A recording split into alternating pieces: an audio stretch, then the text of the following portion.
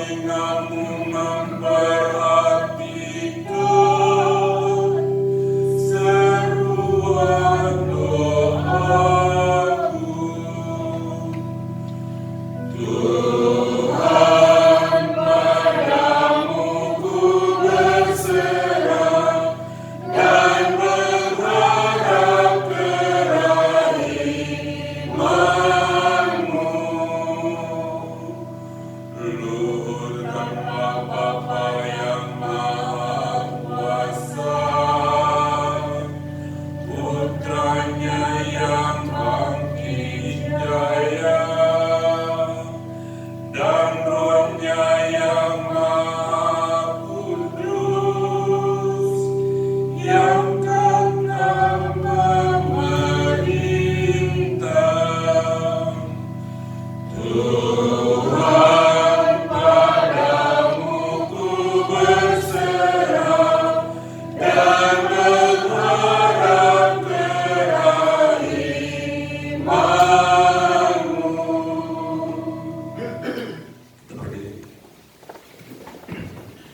Tuhan sertamu. dan sertamu juga. Inilah Injil suci menurut Yohanes. Dimuliakan Dalam amanat perpisahannya, Yesus berkata kepada murid-muridnya, "Janganlah gelisah hatimu, percayalah kepada Allah, percayalah juga kepadaku. Di rumah Bapa-Ku banyak tempat tinggal. Sebab Aku pergi ke sana untuk menyediakan tempat bagimu. Dan apabila Aku telah pergi ke sana dan telah menyediakan tempat bagimu, Aku akan datang kembali dan membawa kamu ke tempatku, supaya di tempat Aku berada, kamu pun berada. Dan kemana Aku pergi, kamu tahu jalan ke sana." Kata Thomas kepadanya, "Tuhan, kami tidak tahu kemana Engkau pergi, jadi bagaimana kami tahu jalan ke sana?" Kata Yesus kepadanya, "Akulah jalan, kebenaran, dan hidup." Demikianlah sabda Tuhan. Terpujilah Kristus.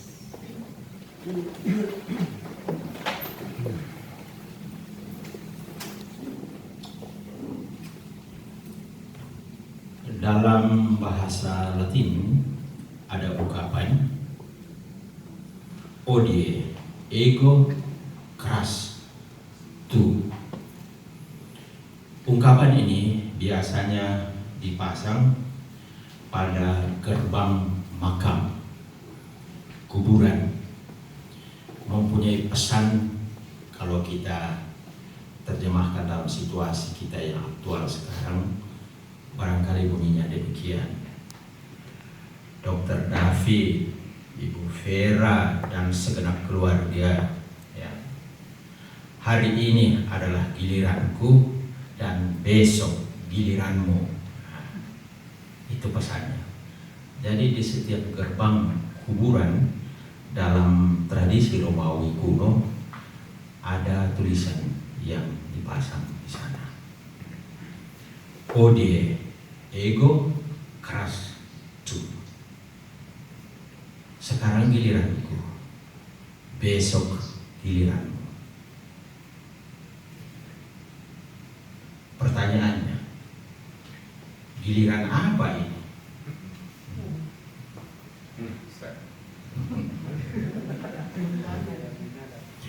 Secara sederhana kita memberikan jawaban kematian. Tapi dalam tradisi Kristiani, berdasarkan iman kita, apa itu kematian? Kematian itu mempunyai makna apa?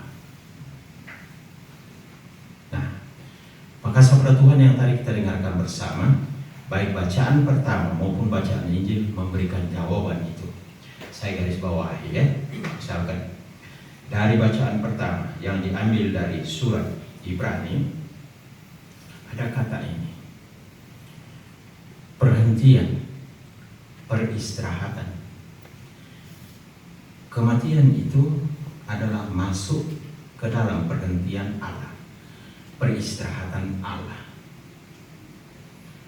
asal usul dari kata re, ya, rest in peace, itu beristirahat dalam damai, ya, beristirahat dalam damai.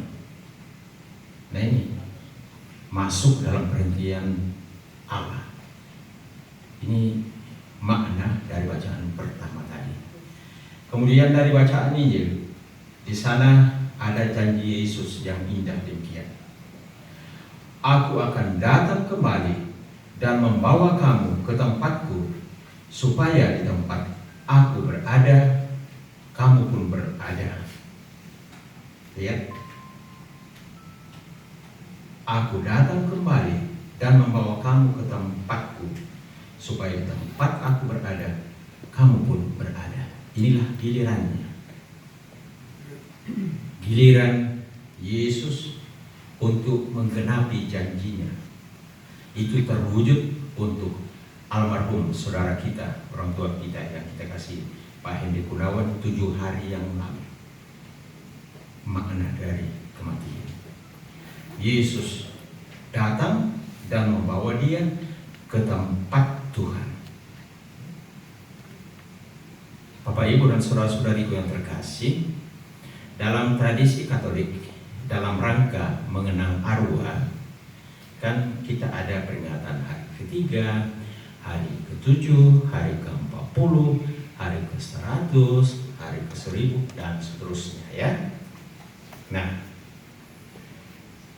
prinsipnya sama seperti yang tadi sudah diungkapkan, berdoa untuk kehidupan kekal dari almarhum. Tetapi masing-masing hari itu mempunyai fokus, mempunyai tekanan yang berbeda. Nah, sekarang kita kumpul dalam rangka hari ke-7. Maka tekanannya seperti tadi digarisbawahi oleh bacaan pertama. Kita berdoa semoga almarhum memasuki perhentian peristirahatan dengan Tuhan. Itu isi dari doa kita yang ditegaskan dalam bacaan Injil, bahwa melalui peristiwa kematian Yesus datang kembali dan membawa kita ke tempatnya. Nah, justru karena itu, lalu dalam tradisi Kristiani kita menyebut hari ke-7 itu sebutan hari Minggu, ya. Hari Minggu, kalau kita lihat itu asal usulnya terminologi ini, maka disebut Dies Dominus, hari Tuhan. Hari Tuhan. Nanti kan dalam bulan Februari ini kita memasuki masa Prapaskah, ya, di mana kita diajak untuk berpuasa dan berpantang. Tetapi ada klausul, bukan untuk hari Minggu, karena hari Minggu itu adalah hari Tuhan. Tema yang kita renungkan pada saat itu adalah Kristus yang bangkit. Nah, makna ini masuk di dalam peristiwa yang dialami oleh almarhum 7 hari yang lalu. Setiap kali kita berhadapan dengan sanak keluarga kita yang meninggal dalam terang Kristiani, maka satu saja tema yang muncul di sana sebagai panduan bagi kita untuk direnungkan dan sebagai penghiburan, kekuatan, pengharapan bagi keluarga, yakni tema Paskah, kebangkitan. Dan karena itu selalu saya garis bawahi, kalau ada misa Requiem, Bapak Ibu lihat Ki, dekat jenazah ini ada lilin Paskah. Lilin Paskah, ungkapan bahwa melalui peristiwa kematian ini sanak keluarga kita yang meninggal akan mengikuti Yesus yang bangkit untuk masuk di dalam kemuliaan Tuhan. Nah, jadi dengan demikian peristiwa kematian bukan lagi sesuatu yang negatif, bukan lagi sesuatu yang ditakuti dan seterusnya. tetapi yang perlu dirayakan. Ya. Dalam arti tertentu perlu disyukuri, karena ternyata merupakan detik-detik yang penuh rahmat bagi kita. Untuk apa? Pada saat itu tercapai apa yang kita rindukan selama persiapan kita di dunia ini. Tadi kita dengarkan dalam bacaan Injil, pernyataan Yesus, "Akulah jalan, kebenaran, dan kehidupan." Di dalam pesyarahan almarhum memastikan bahwa pada Yesuslah jalan untuk menemukan kehidupan yang kekal. Yesuslah satu-satunya kebenaran dalam hidup ini. Dan untuk memperoleh hidup kekal itu ditemukan melalui Yesus yang dia imani. Harapan kerinduan ini tergenapi, terwujud melalui peristiwa kematian. Dan karena itu, khususnya di Italia, itu orang sangat hormat terhadap saudara-saudari kita yang sudah meninggal. Saya ingat pengalaman saya ketika kita lewat di depan makam. Yang kita buat itu adalah kita buat tanda salib, ya. Dan makam itu dalam bahasa di sana disebut Campo Santo. Campo itu kompleks, santo itu suci. Jadi kompleks suci. Kompleks di mana yang ada di dalam ini adalah orang-orang yang suci. Ya. Berdasarkan apa? Berdasarkan belas kasih, berdasarkan kerahiman yang dianugerahkan Allah kepada kita manusia pendosa melalui Yesus yang memberikan, yang mempersembahkan hidupnya secara total, secara habis di atas kayu salib. Campo Santo, kompleks yang suci. Maka dengan demikian Bapak Ibu, terminologi kematian bukan lagi dimaknai sebagai tamma ami riwayatnya, bukan. Tetapi yang tadi saya katakan, saat-saat ini, detik-detik ini adalah detik-detik yang penuh kebahagiaan, yang penuh rahmat. Maka ketika kita merayakan hari ketiga, hari ke-7, hari ke-40 dan seterusnya, warna dasar ini, atau kalau saya bahasakan dalam dunia penyanyi Dr. David, ya, hal ini menjadi nada dasar, nada dasar dari semuanya. Bukan lagi sesuatu yang negatif, bukan lagi sesuatu yang ditakuti, tetapi yang perlu dirayakan. Karena apa yang kita rindukan di dunia ini sekarang tergenapi, terwujud, terlaksana secara penuh apa yang dijanjikan oleh Yesus. Kalau dalam kesiarahan hidup ini kita mengalami siang dan malam, sehat dan sakit, nah, Bu Vera kan sering mengantar siara, ya, dan pasti diterangkan ini apa artinya siara ini. Ini adalah lambang perjalanan kita dalam dunia ini menuju pada Yerusalem surgawi. Amin ya Ibu Vera, ya.